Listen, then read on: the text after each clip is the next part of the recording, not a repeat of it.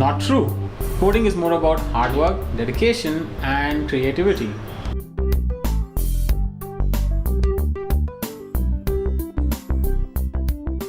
Coding lets you build fun and useful things. It's also relevant in every industry.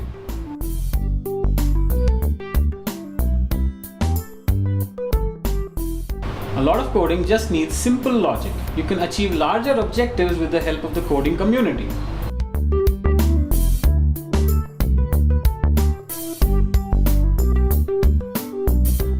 Although each language appears different, their fundamentals remain the same. Proficiency in one language can help you learn the others quickly.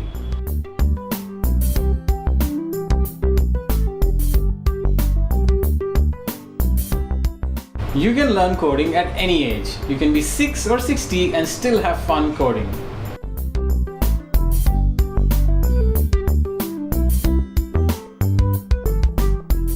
There are many resources, both online and offline, that can help you learn coding.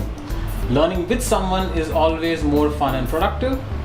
With YoungWonks, anyone can learn coding from their home.